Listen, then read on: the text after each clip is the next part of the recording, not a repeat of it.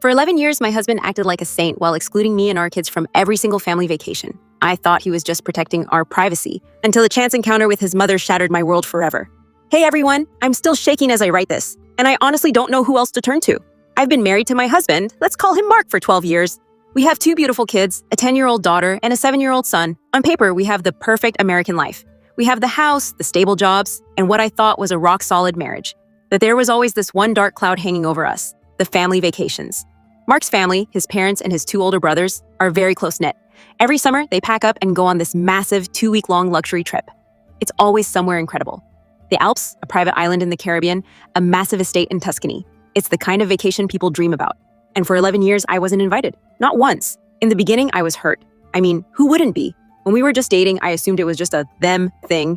But after we got married, I expected things to change. When I first brought it up, Mark gave me this look of pure confusion. He told me, "Honey, my parents are old school. They view these trips as blood-only time. It's about them bonding with their sons. It has nothing to do with you." I tried to respect that. I really did. I thought maybe he's right. Maybe I'm just being the outsider. But then the kids were born. When my daughter turned 4, I asked again, "Mark, can't you at least take the kids? They're your parents' only grandchildren. They should get to know their grandkids." Mark shut it down immediately. He got cold, almost angry. He told me that his father had a strict rule that the vacation was for the adults to disconnect.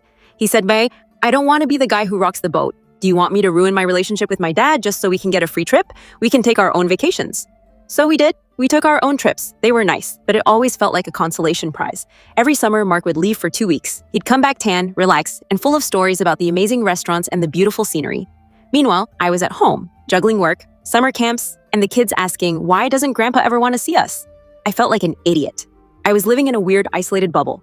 Every time he came back, he'd bring the kids a small souvenir, a keychain, a t-shirt, and tell them, "Grandpa says hi. He's just really busy." Fast forward to 3 months ago. It was late July, and Mark was in Italy with his family. I was at the grocery store, just minding my own business, when I ran into his mother, Susan. Wait, my mother-in-law, in the local grocery store. I stopped dead in my tracks. My heart skipped a beat. "Susan?" I stammered. What are you doing here? Aren't you supposed to be in Tuscany with Mark?" Susan looked at me and her face went completely pale. "I'm talking ghost white."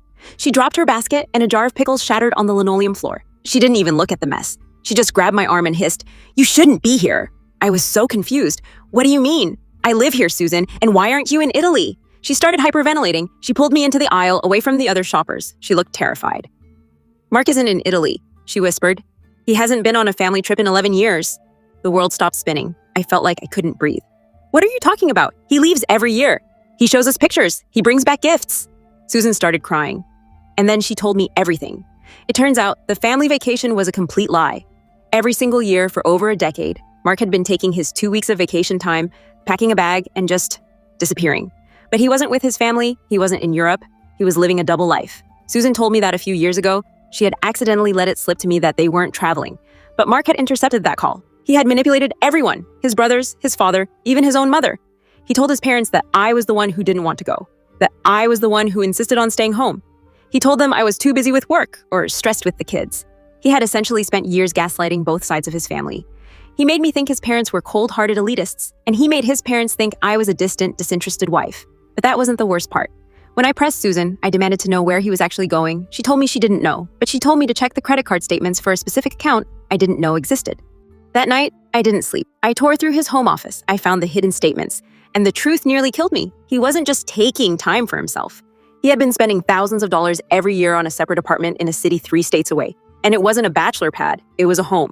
I found photos. He had a whole other life. A different woman, even a child, a little boy who looked exactly like our son. He had been splitting his time, his money, and his heart. For 11 years, he was playing the role of a devoted husband for 2 weeks, and then disappearing to his other family for the rest of his vacation time. The vacation was just the cover story to give him an excuse to be gone for 2 weeks straight without me asking questions. I haven't confronted him yet. I didn't want to tip him off. I have a lawyer now. I've gathered every piece of evidence, the financial records, the photos, the messages I found on an old iPad he thought he'd wiped. When he comes back from this trip, he's going to walk into a house that's half empty, with divorce papers on the counter and the locks changed. I'm sharing this because I need people to know. If your gut tells you something is wrong, listen to it. Don't let someone else's lies define your reality for a decade. I'm starting over, and it's going to be hard, but at least I'm finally living in the truth. Thanks for listening to my story. It's been a long, painful journey to get to this point, but I'm finally reclaiming my life. If you found this story compelling or want to support the channel, please hit that like button and subscribe for more real-life stories like this one. Let me know in the comments. What would you do if you were in my shoes? I'd love to hear your thoughts. Next story. My husband swore his family trips were strictly for blood relatives only for 10 years, until I found his secret social media account and saw photos of a completely different life. Hey everyone, I never thought I'd be sharing something this personal on here, but my head is spinning, and I honestly just need a place to put these thoughts down where people might actually understand. I'm a 34-year-old mother of 2, married to a man named David for nearly 12 years. If you looked at us from the outside, you'd probably think we had the American dream. We bought a nice house in the suburbs, both have steady, decent jobs, and our kids are happy, active, and well-adjusted. For the most part, David has always been a good partner. He's hands-on with the kids, he helps around the house, and he tells me he loves me every single day. But there was always this one massive glaring wall in our marriage that I was never allowed to climb over: his extended family's annual summer vacations. David's family, his parents, and his 2 older sisters are intensely close. Every single year, without fail, they pack up for a massive 2-week vacation. They've gone to places like Maui, the Swiss Alps, Costa Rica, and private beach houses in the Outer Banks. It's always lavish, always expensive, and always completely exclusive. And for the first year or 2 of our relationship, I didn't think much of it. We were dating, it was their family tradition, fine. But after we got married, and especially after we had our kids, the exclusion started to sting. When I first brought it up, gently asking if the kids and I could tag along or at least join them for a few days, David gave me a tight, uncomfortable smile. He told me that his father, a very traditional patriarch, had a strict rule: no in-laws on family trips. He explained that his dad wanted it to be just his direct bloodline, a way to keep the original family unit connected as they all grew older. "Babe, it's just how my dad is," David told me back then, holding my hands and looking deep into my eyes. "If I push back, he'll throw a fit and it'll cause endless drama. You know how my dad gets. It's not personal against you or the kids. It's just an old school rule. Besides, we can take our own family vacations wherever we want." At first, I accepted it. I didn't want to be the naggy wife causing a rift between a husband and his aging parents. But as the years ticked by, 5 years, 8 years, 10 years, the excuses started wearing very thin. My friends would ask me, "Wait, your husband goes to Hawaii for 2 weeks every summer and leaves you behind with the kids? Every single year?" And when I tried to defend him by repeating his dad's rule, I could hear how ridiculous it sounded even to my own ears. When our daughter turned 9, she started crying when David packed his bags for a trip to a luxury resort in California. She asked, "Daddy, why doesn't Grandpa want us to go with him? Does he not like us?" That broke my heart into a million pieces. I confronted David that night. I told him it wasn't fair to the kids, and it wasn't fair to me. David got defensive. For the first time, he raised his voice. He accused me of being unsupportive, of trying to Isolate him from his family, and of purposely making him feel guilty before a trip he needed for his mental health. He swore up and down that he hated leaving us behind, but he had to maintain the peace. He even made me promise I wouldn't call his parents to complain, because it would humiliate him.